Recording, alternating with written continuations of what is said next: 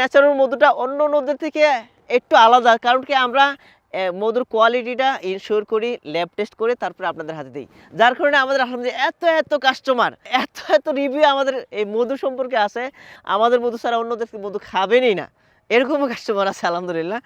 So এই সরিষা ফুলের মধুটা যেহেতু সিজন শুরু হয়ে গেছে, সরিষা ফুলের মধুর সিজন চলতেছে, নতুন মধুরা এতদিন দেখেন, এতদিন যে মধুরা ছিল এটা হচ্ছিল যে এই কালো মধুটা, সরিষা ফুলের মধুটা যখন নতুন টাটকা মধুটা হয় তখন কিন্তু কালারটা এরকম একদম একটা আম্বার কালারের, আর একটু লাইট হয়, যেহেতু এটা ভালো গ্রেডের মধু এই জন্য এটা একটু হালকা ডিপ হয়েছে। সো এটা হচ্ছে গত বছরের মতো 1 বছর পুরান হয়ে যাওয়ার কারণে দেন কালারটা একদম কালো কালো হয়ে গেছে, ডিপ হয়ে গেছে। হ্যাঁ, এটা হচ্ছে টাটকা মধু। এই মধুর ডিফারেন্সটা বুঝতে হবে।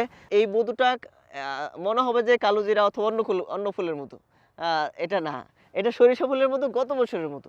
আর এটা হচ্ছে এই বছরের মধু, নগদ টাটকা মধু, নতুন মধু। সো দুইটার মধ্যে ডিফারেন্স এই জন্য যে এটা ডিপ মধু হয়েছে, এই জন্য যে পুরান মধু 1 বছর হয়ে গেছে, এটাও যখন 2-3 মাস রেখে দেবেন তখন এটা আর একটু ডিপ হয়ে যাবে, আর একটু কালচা হবে। যখন এটা 7-8 মাস হবে তার আরও কালচা হবে। 1 বছর হয়ে গেলে এরকম ডিপ হয়ে যাবে। এটাও ভালো মধু, এটারও পুষ্টিগুণ ঠিক আছে, এটা মধু নষ্ট হয় না। একটা জিনিস মনে রাখবেন, মধু কোনো সময় নষ্ট হয় না।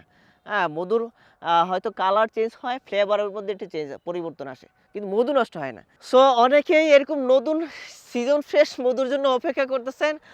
আমরা সিজন ফ্রেশ মধুটা যেহেতু এখন মধুর দাম একটু কম, সিজন শুরু হয়েছে, খামারিরা প্রচুর খামারি আছে, প্রচুর মধু উৎপাদন হয়েছে। সরিষার ফুলের মধুটা সবচেয়ে বেশি উৎপাদন হয়, যার কারণে এই মধুর দামটা একটু কম থাকে। সিজনটা শেষ হয়ে গেলে দামটা আবার বেড়ে যাবে, তো এটা কিন্তু মিস করা যাবে না। তো এই মধুটা সংগ্রহ করার জন্য যেটা করতে হবে, স্ক্রিনে দেওয়া নাম্বারে কল করতে হবে, অথবা আমাদের পেজে মেসেজ করতে হবে, অথবা এখানে যে বাটন আছে বাটনে ক্লিক করে আপনারা সংগ্রহ করতে পারবেন। চলুন আমরা আবার কেমিক্যাল থেকে বের হয়ে প্রকৃতির দিকে ফিরে আসি। সুস্থ থাকুন, ভালো থাকুন প্রকৃতির সাথে। জাযাকাল্লাহু খাইরান।